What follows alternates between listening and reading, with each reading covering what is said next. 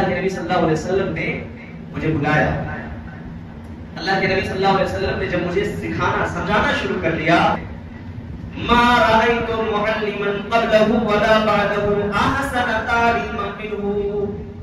اللہ کی قسم میں نے اپنے نبی سے بڑھ کر کے نبی سے بہتر کوئی تعلیم دینے والا دنیا میں کسی کو نہیں پایا. واللہ ما قہرنی، اللہ کی قسم میرے نبی نے مجھے ڈانٹا نہیں. ولا ضربنی، میرے نبی نے مجھے مارا نہیں. ولا شتمنی، میرے نبی نے مجھے گالی نہیں دی. میرے نبی نے کچھ زبان سے مجھے برا بھلا نہیں کہا، کچھ الٹے سیدھے جملے نہیں کہے، کچھ سختی کے جملے نہیں کہے. آپ نے فرمایا اے میرے صحابی، ان هذه الصلاة لا يصلح فيها شيء من كلام الناس، ناس میں بات کرنا لوگوں کے لیے جائز نہیں ہے. وَإِنَّ هَذِهِ الصَّلَاةَ فِيهَا التَّسْبِيحُ وَالتَّكْبِيرُ وَقِرَاءَةُ الْقُرْآنِ. نماز میں تو اللہ کا ذکر کیا جاتا ہے، نماز میں تو قرآن کی تلاوت کی جاتی ہے. نماز میں بات کرنا میرے لیے یا کسی کے لیے بھی جائز اور درست نہیں ہے. ان الحمد لله نحمده ونستعينه ونستغفره ونعوذ بالله من شرور انفسنا ومن سيئات اعمالنا. من يهده الله فلا مضل له ومن يضلل فلا هادي له. وأشهد أن لا إله إلا الله وحده لا شريك له وأشهد أن محمدا عبده ورسوله. يا أيها الذين آمنوا اتقوا الله حق تقاته ولا تموتن إلا وأنتم مسلمون. يا أيها الناس اتقوا ربكم الذي خلقكم من نفس واحدة وخلق منها زوجها وبث منهما رجالا كثيرا ونساء واتقوا الله الذي تساءلون به والأرحام إن الله كان عليكم رقيبا. يا أيها الذين آمنوا اتقوا الله وقولوا قولا سديدا يصلح لكم أعمالكم ويغفر لكم ذنوبكم ومن يطع الله ورسوله فقد فاز فوزا عظيما. أما بعد فإن خير الحديث كتاب الله وخير الهدي هدي محمد صلى الله عليه وسلم وشر الأمور محدثاتها وكل محدثة بدعة وكل بدعة ضلالة وكل ضلالة في النار. وقد قال الله تبارك وتعالى في كلامه المجيد والفرقان الحميد. فأعوذ بالله من الشيطان الرجيم من همزه ونفخه ونفثه. بسم الله الرحمن الرحيم. قاف والقرآن المجيد بل عجبوا أن جاءهم منذر منهم فقال الكافرون هذا شيء عجيب أإذا متنا وكنا ترابا ذلك رجع بعيد قد علمنا ما تنقص الأرض منهم وعندنا كتاب حفيظ بل كذبوا بالحق لما جاءهم فهم في أمر مريج أفلم ينظروا إلى السماء فوقهم كيف بنيناها وزيناها وما لها من فروج والأرض مددناها وألقينا فيها رواسي وأنبتنا فيها من كل زوج بهيج تبصرة وذكرى لكل عبد منيب.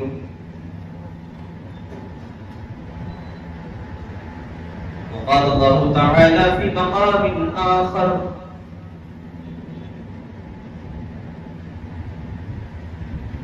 وَلْتَكُنْ مِنْكُمْ أُمَّةٌ يَدْعُونَ إِلَى الْخَيْرِ وَيَأْمُرُونَ بِالْمَعْرُوفِ وَيَنْهَوْنَ عَنِ الْمُنكَرِ أُولَئِكَ هُمُ الْمُفْلِحُونَ.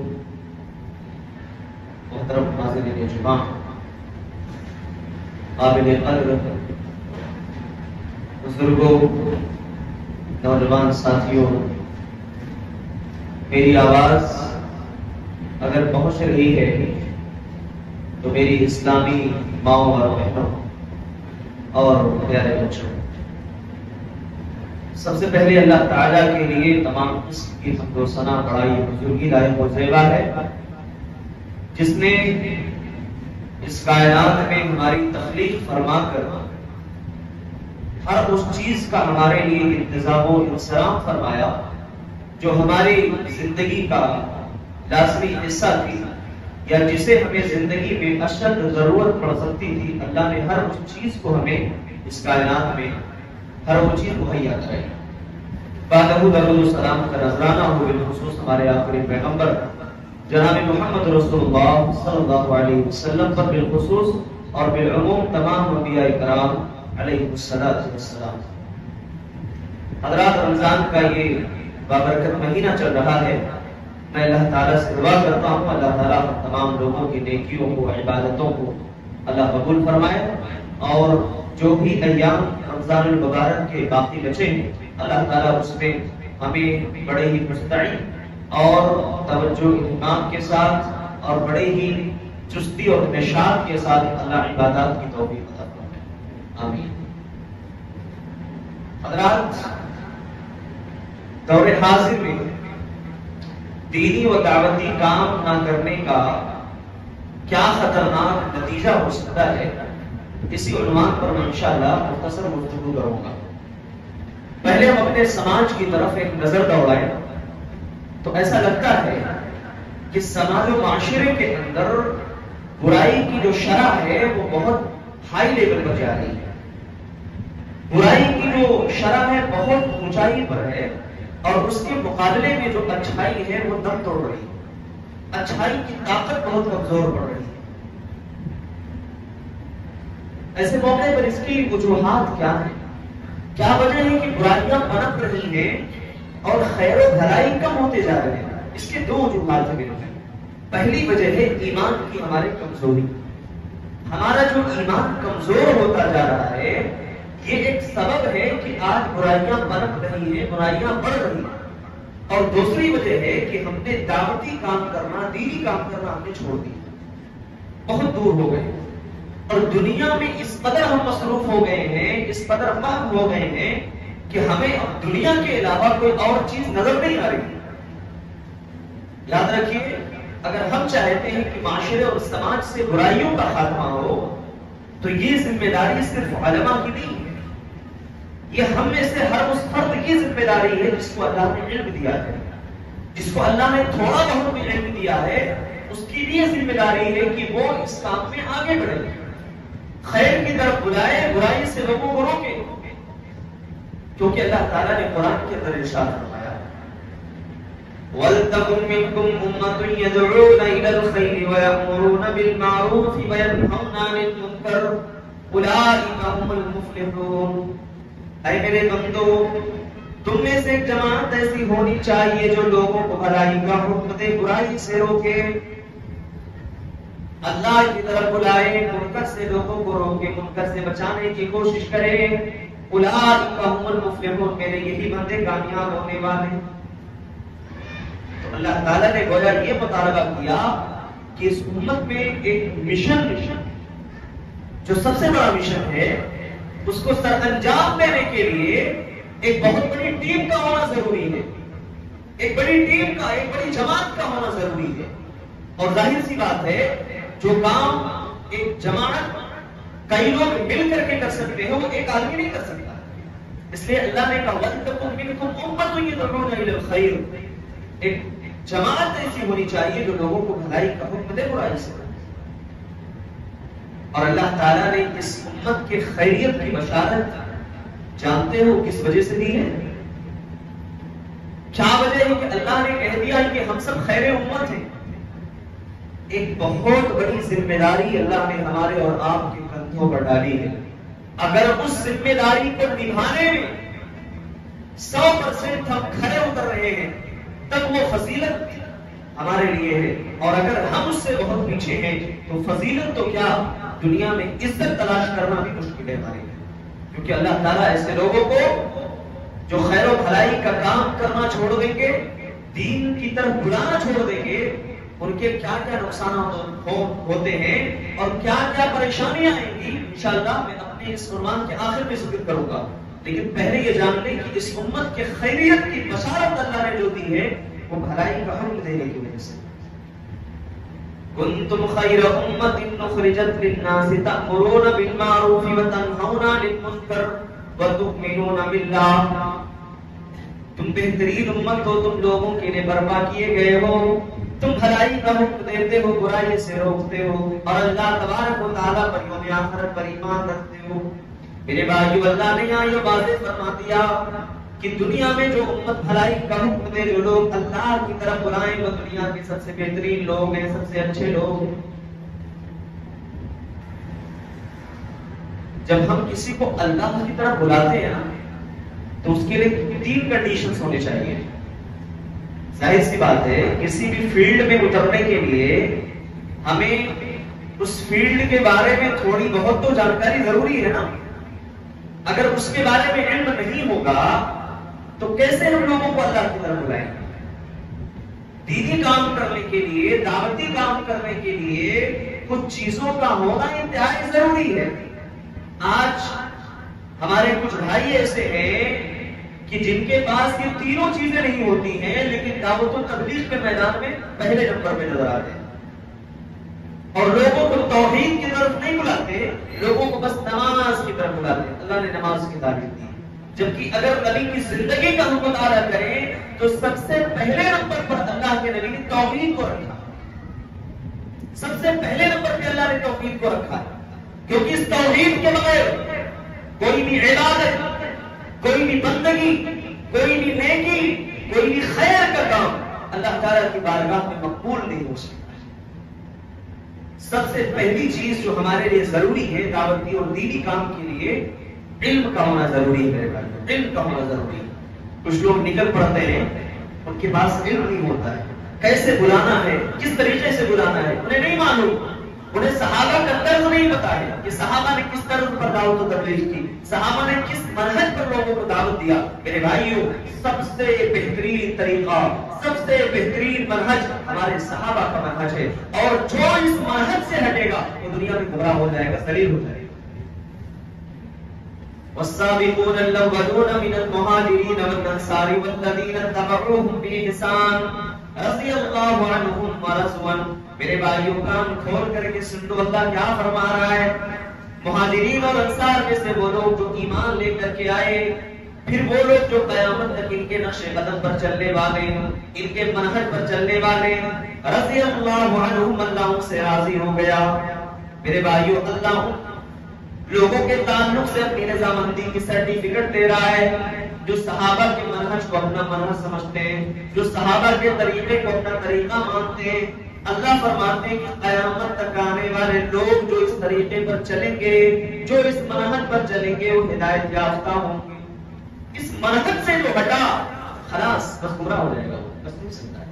اور قرآن میں اللہ نے فرمایا، لوگوں فَإِنْ آمَنُوا بِمِثْلِ مَا آمَنْتُمْ بِهِ فَقَدِ اهْتَدَوْا. جیسے یہ میرے صحابہ ایمان لے کر کے آئے ہیں، جب تک تم ایسا ایمان نہیں لاؤ گے، یاد رکھو کامیاب نہیں ہو سکتے ہو، ہدایت یافتہ نہیں ہو سکتے ہو. اللہ نے صحابہ کے ایمان کو پوری امت کے لیے معیار مطلق قرار دیا کہ جب تک ان کے ایمان کی طرح ایمان نہیں لاؤ گے، ہدایت نہیں پا سکتے.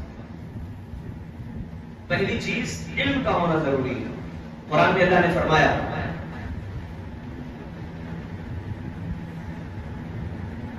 قُلْ هَٰذِهِ سَبِيلِي، اے نبی آپ کہہ دیجئے یہ میرا راستہ ہے، میرا سیدھا راستہ ہے. أَدْعُو إِلَى اللَّهِ عَلَىٰ بَصِيرَةٍ وَمَنِ اتَّبَعَنِي، اور میں اللہ کی طرف لوگوں کو بلاتا ہوں، بصیرت کے ساتھ بلاتا ہوں، علم کے ساتھ بلاتا ہوں. یہاں اللہ تبارک و تعالیٰ نے دعوت الی اللہ کے لیے علم کی شرط لگائی کہ ہمارے پاس علم ہونا چاہیے. جب تک علم نہیں ہوگا تب تک ہم لوگوں کو خیر کی طرف نہیں بلا سکتے، دین کی طرف ہم دعوت نہیں دے سکتے. علم کا ہونا ضروری ہے نا. پہلے جب ہمیں علم ہی نہیں معلوم ہے، ہمیں دین کے مسئلے مسائل ہی نہیں معلوم ہے، تو لوگوں کو ہم کیسے دعوت دیں گے، لوگوں کو کیسے بلائیں گے؟ تو سب سے پہلی کنڈیشن ہے علم کا ہونا ضروری ہے. اچھی بات. دوسری شرط کیا ہے؟ یہ تو علم ہوا. دوسری شرط یہ ہے کہ جب ہم لوگوں کو اللہ کی طرف بلا رہے ہیں تو ہمارے اندر نرمی ہونا چاہیے. ہے نا، سختی نہیں ہونا چاہیے، نرمی کا معاملہ کر کے بلائے ہم لوگ اللہ کی طرف. اور نرمی والی دعوت جو کارگر ہوتی ہے نا، وہ چیز سختی میں نہیں ہوتی ہے، کیونکہ اللہ کے نبی نے فرمایا ان اللہ رفیق یحب الرفق فی الامر کلہ. اللہ رفیق ہے، اللہ نرم نرمی کو پسند فرماتا ہے، اللہ مہربان ہے اپنے بندوں پر، اللہ نرمی کو چاہتا ہے. وَيُعْطِي مِنَ الرِّفْقِ مَا لَا يُعْطِي مَا لَمْ يُعْطَى.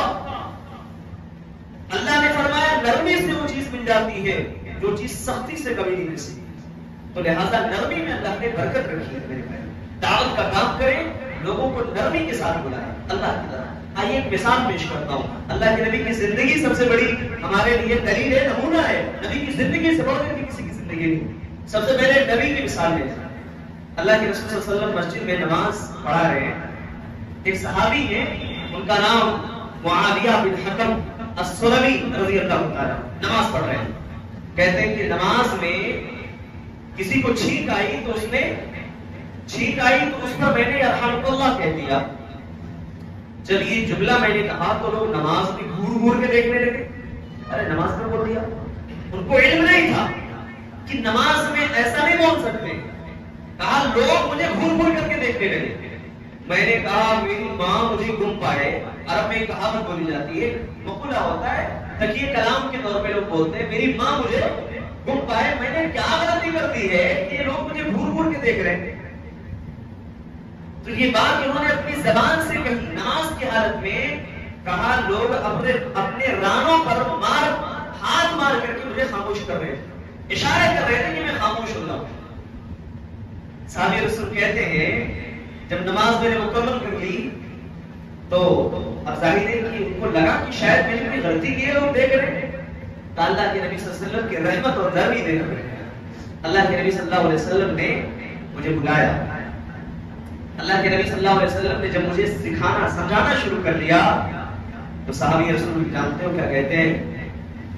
ما رأيت معلما قبله ولا بعده احسن تعلیما منه. اللہ کی قسم میں نے اپنے نبی سے بڑھ کر کے نبی سے بہتر کوئی تعلیم دینے والا دنیا میں کسی کو نہیں پایا. واللہ ما قہرنی، اللہ کی قسم میرے نبی نے مجھے ڈانٹا نہیں. ولا ضربنی، میرے نبی نے مجھے مارا نہیں. ولا شتمنی، میرے نبی نے مجھے گالی نہیں دی. میرے نبی نے کچھ زبان سے مجھے برا بھلا نہیں کہا، کچھ الٹے سیدھے جملے نہیں کہے، کچھ سختی کے جملے نہیں کہے.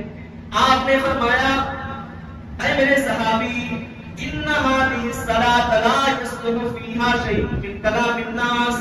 نماز میں بات کرنا لوگوں کے لیے جائز نہیں ہے. وَإِنَّ هَذِهِ الصَّلَاةَ فِيهَا التَّسْبِيحُ وَالتَّكْبِيرُ وَقِرَاءَةُ الْقُرْآنِ. نماز میں تو اللہ کا ذکر کیا جاتا ہے، نماز میں تو قرآن کی تلاوت کی جاتی ہے. نماز میں بات کرنا میرے لیے یا کسی کے لیے بھی جائز اور درست نہیں ہے. اللہ کے نبی صلی اللہ علیہ وسلم نے یہ پیاری تعلیم دی، نرمی سے تعلیم دی. صحابی کہتے ہیں اللہ کی قسم میں نے اپنے نبی سے بڑھ کر کے ان سے بہتر تعلیم دینے والا، ان سے بہتر سکھانے والا دنیا میں کسی کو نہیں پایا.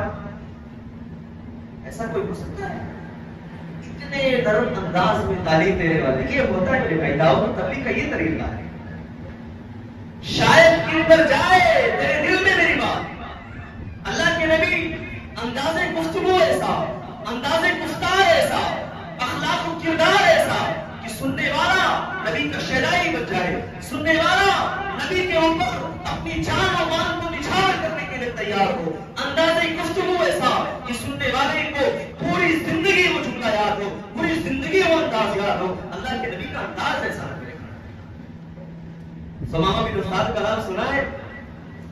جب اللہ کے نبی کے پاس قید کر کے لائے گئے، مسجد نبوی کے کھمبے میں باندھ دیا تو اللہ کے نبی صلی اللہ علیہ وسلم نے، واقعہ لمبا ہے میں شارٹ میں بیان کرتا ہوں.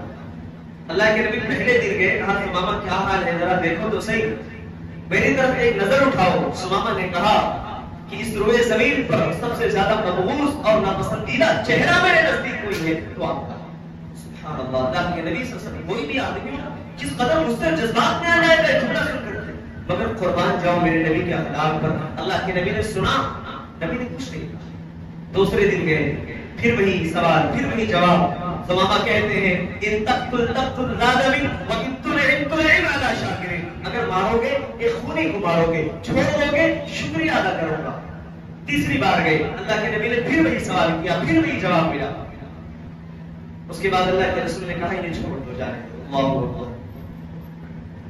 جب چھوڑ دیا جانے لگے، تھوڑی دور گئے تھے، نبی کا یہ اخلاق، نبی کے نرمی، نبی کے محبت کے جذبات دیکھا، ان کے دل میں رہا نہیں گیا، سکون و اطمینان چھن گیا، ایسا لگا جیسے کوئی بہت قریبی چیز مجھ سے چھوٹ رہی ہے۔ دوڑے، جس تیزی کے ساتھ گئے تھے اس سے ڈبل اسپیڈ میں واپس آئے اور اللہ کے نبی کی خدمت میں حاضر ہوئے۔ کہا میرے رسول، میرے نبی، اب اس روئے زمین پر اگر میرے نزدیک کوئی چہرہ سب سے زیادہ پسندیدہ ہے، سب سے زیادہ محبوب ہے، میرے نبی وہ آپ کا چہرہ ہے۔ آپ سے بڑھ کر کے کسی کا چہرہ میرے نزدیک پسندیدہ نہیں ہو سکتا، محبوب نہیں ہو سکتا۔ یہ اخلاق ہے۔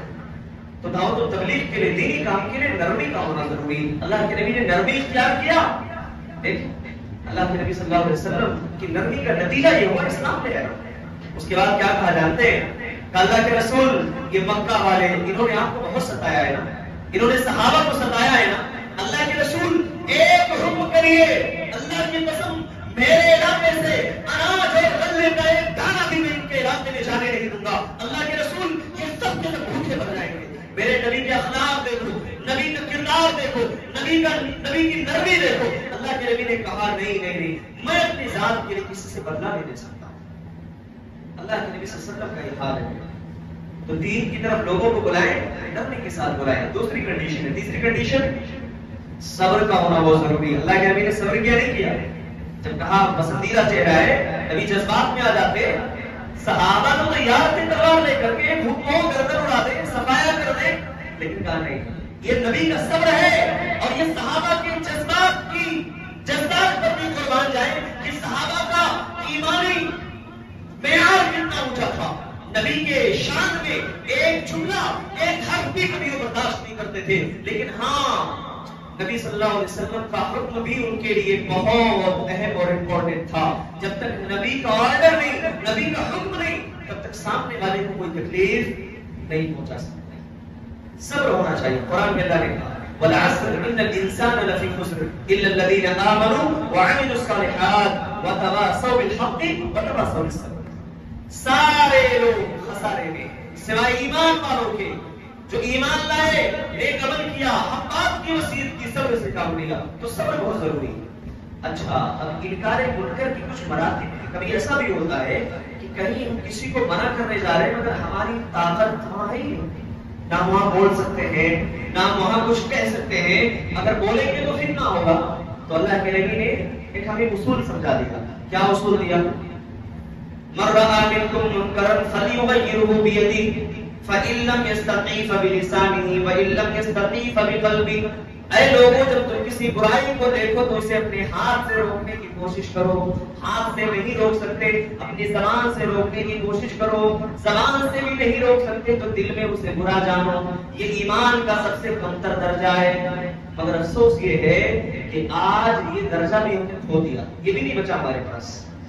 وہ ہاتھ سے روکنے والا تو ایک زمانہ تھا، زبان سے روکنے کی تو بات تھی، مگر اب جو دل میں برا جاننے والی باتوں بھی ختم ہو گئی۔ اب کوئی برائی کرتا ہے تو برائی کو پروموٹ کرتا ہے، کوئی برائی کرتا ہے تو دوسرا اس برائی کا سپورٹ کرتا ہے۔ آپ دیکھ لیجئے سوشل میڈیا پر، دیکھ لیجئے انٹرنیٹ پر کیا حال ہے۔ ایک دوست کوئی گانا اسٹیٹس میں لگاتا ہے تو دوسرا دوست بولتا ہے میرے کو بھی بھیجنا، میں بھی اسٹیٹس میں لگاؤں۔ کیا حال ہے؟ ہونا یہ چاہیے تھا کہ وہ منع کرتا، یہ گناہ ہے، جتنے بھی لوگ اس گانے کو سنیں گے، جتنے بھی لوگ اس کو شیئر کریں گے، اس کا وبال، اس کا گناہ تیرے سر پہ جانے والا ہے۔ ہونا تو یہ چاہیے تھا، مگر دوست کہتا ہے بھائی بڑا اچھا گانا ہے، مجھے بھی سینڈ کر دینا، میں بھی اپنے اسٹیٹس پہ لگا دوں۔ تو یہ حال ہے میرے بھائی۔ اچھا، اب سوال یہ ہے کہ اگر ہم بھلائی کا حکم دینا چھوڑ دیں، برائی سے روکنا چھوڑ دیں، تو نتیجہ کیا ہوگا؟ آج ہم بہت ساری شکایتیں کرتے ہیں نا، اللہ کا عذاب آ رہا ہے، مسلمان مارے جا رہے ہیں، ہماری دعائیں نہیں قبول ہو رہی ہیں۔ تو آئیے قرآن و سنت کی روشنی میں دیکھیں کہ بھلائی کا حکم دینے، برائی سے روکنے کا عمل جب بند ہو جائے گا یا کم ہو جائے گا یا بالکل ناپید ہو جائے گا تو اللہ تبارک و تعالیٰ کی طرف سے کیا نتیجہ ہمارے سامنے ہے؟ سب سے پہلی چیز یاد رکھیے، اللہ رب العالمین ہماری دعاؤں کو قبول نہیں کرے گا، چاہے رمضان کا مہینہ ہو، چاہے تہجد میں پڑے رہو، چاہے قبولیت کے اوقات میں رو رو کر گڑ گڑا کر کے دعا کرو، اگر اس کام کو چھوڑ دو گے، دینی دعوتی کام، یہ جو مشن ہے اسے چھوڑ دو گے، اللہ دعا قبول نہیں فرمائے گا۔ اللہ کے نبی نے فرمایا مروا بالمعروف وانہوا عن المنکر، لوگوں بھلائی کا حکم دو، برائی سے روکو، اگر ایسا نہیں کرو گے من قبل ان تدعوا فلا يستجاب لكم، اللہ سے تم دعائیں کرو گے، اللہ کے سامنے رو کر گڑ گڑا کر کے منتیں سماجتیں کرو گے، اللہ تمہاری دعاؤں کو تمہارے منہ میں مار دے گا، قبول نہیں فرمائے گا۔ اور ایک دوسری حدیث میں اللہ کے نبی فرماتے ہیں لَتَأْمُرُنَّ بِالْمَعْرُوفِ وَلَتَنْهُنَّ عَنِ الْمُنكَرِ، لوگوں کو بھلائی کا حکم دو، برائی سے روکو، أَوْ لَيُوشِكَنَّ اللَّهُ أَن يَبْعَثَ عَلَيْكُمْ عِقَابًا مِّنْهُ، کہیں ایسا نہ ہو اللہ تمہارے اوپر اپنا عذاب مسلط فرما دے، پھر تم اللہ سے دعائیں کرتے رہو، اللہ تعالیٰ فلا یستجاب لکم، تمہاری دعاؤں کو رد کر دے، اسے قبول نہ فرمائے۔ یہ میرے بھائیوں دینی اور دعوتی کام کے چھوڑنے کا پہلا خطرناک اور بھیانک نتیجہ ہمارے سامنے ہے کہ اللہ ہماری دعاؤں کو قبول ہی نہیں کرے گا۔ اللہ اکبر، کتنا بڑا نتیجہ، کتنا بڑا بھیانک مسئلہ ہے میرے بھائی، کتنا گمبھیر مسئلہ ہے۔ اور دوسری چیز، جب ہم اللہ کے راستے کی طرف لوگوں کو بلانا چھوڑ دیں گے، خیر کی طرف دعوت دینا چھوڑ دیں گے، تو اللہ کے نبی صلی اللہ علیہ وسلم فرماتے ہیں عذاب ایسا آئے گا اللہ کا جس میں برے تو برے، اچھے لوگ بھی اس کی چپیٹ میں آئیں گے۔ اللہ تعالیٰ ارشاد فرماتا ہے قرآن کے وَاتَّقُوا فِتْنَةً لَا تُصِيبَنَّ الَّذِينَ ظَلَمُوا مِنكُمْ خَاصَّةً، اے لوگوں تم اس چیز سے اپنے آپ کو بچاؤ، اس عذاب سے اپنے آپ کو بچاؤ جو عذاب صرف برے لوگوں پر نہیں آئے گا، جو سماج میں برائی کو پروموٹ کرنے والے لوگ ہیں صرف ان پر نہیں آئے گا، بلکہ ان کے ساتھ جو اچھے لوگ ہوں گے ان کو بھی اپنے چپیٹ میں لے لے گا، اپنے چنگل میں لے لے گا۔ یعنی جب اللہ کا عذاب آئے گا تو مسجدوں میں نمازیں پڑھنے والے بھی اس عذاب کی چپیٹ میں آئیں گے، ہوٹلوں میں، بار میں، ڈانس بار میں ناچنے والے، گانے والے، شراب پینے والے، عیاشی کرنے والے بھی اس کے چپیٹ میں آئیں گے، کوئی نہیں بچے گا۔ سب finish, the story has been ended، story ختم ہو چکی ہے، اسٹوری بس اوور ہو چکی ہے۔ یہ آخری اللہ تعالیٰ کا یہ آخری وارننگ میرے بھائیوں، اگر دینی اور دعوتی کام کرنا ہم نے چھوڑ دیا تو سمجھ لیجیے بس ہماری اسٹوری فنش ہونے والی ہے، ہماری زندگی کا تعین ہونے والا ہے، ختم ہونے والی ہماری زندگی، اور اللہ رب العالمین کسی نہ کسی طریقے سے کسی اور کو ہمارے اوپر مسلط کرے گا، اور دنیا تماشے دیکھے گی، ہم دوسری قوموں کے پیروں کے فٹ بال بنیں گے۔ تیسری چیز، اگر لوگ بھلائی کا کام کرنا چھوڑ دیتے ہیں تو میرے بھائیوں نتیجہ صرف تباہی اور بربادی ہوتی ہے۔ جانتے ہو کیوں؟ اللہ کے نبی نے ایک کشتی کے ذریعے سے مثال دی، کہا ایک کشتی ہے، وہ کشتی 2 منزلیں کی ہے، نیچے جو لوگ رہتے ہیں ان کو پانی کی ضرورت پڑتی ہے، وہ لوگ اوپر والوں سے پانی لینے کے لیے جاتے ہیں، لیکن بار بار نیچے والوں کا جانا انہیں اچھا نہیں دکھتا، وہ سوچتے کیوں ہم بار بار اوپر جائیں، کیوں نہ کشتی میں سوراخ کر دیں، پانی ہمیں یہیں سے مل جایا کرے گا۔ اللہ کے نبی صلی اللہ علیہ وسلم فرماتے ہیں کہ نیچے والے یہ کام جو کرنے کی سوچ رہے ہیں، اگر اوپر رہنے والے لوگوں نے انہیں نہیں روکا کشتی ڈوبے گی، کشتی پر سوار لوگ بھی ڈوبیں گے، اور اس تباہی اور بربادی میں سارے کے سارے لوگ شامل ہوں گے، برباد سبھی ہوں گے، آفت اور مصیبت سب کے اوپر آنے والا ہے، کوئی نہیں بچے گا۔ تو دعوتی کام اور دینی کام کے چھوڑنے کا نتیجہ تباہی اور بربادی ہے۔ اچھا ایک اور نتیجہ جانتے ہیں، بعض لوگ دنیا میں دوسروں کو خوش یا ناراض کرنے کے لیے کوئی بات کرتا ہے. اگر ہم نے منع کیا فلاں صاحب ناراض ہو جائیں گے، اگر ہم نے خوش نہیں کہا تو یہ ہم سے خوش رہیں گے. یعنی جب ان کی واہواہی کی جائے تو یہ خوش، اور جب کوئی بات جو ہمارے مزاج کے خلاف ہو ناراض. اللہ کے نبی صلی اللہ علیہ وسلم کی حدیث سنیں. اللہ کے رسول صلی اللہ علیہ وسلم نے فرمایا من التمس رضا الناس، جو آدمی لوگوں کی خوشنودی تلاش کرتا ہے سخط اللہ علیہ، اللہ اس کے اوپر ناراض ہو جاتا ہے. واسخط علیہ الناس، اور لوگوں کو ناراض بھی کر دیتا ہے.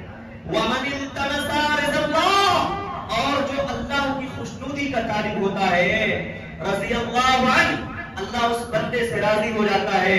وارضى عنه الناس، اور اللہ لوگوں کو بھی راضی کر دیتا ہے. سبحان اللہ. صحیح الترغیب و ترہیب کی روایت ہے. اللہ البانی رحمۃ اللہ نے اس روایت کو صحیح قرار دیا.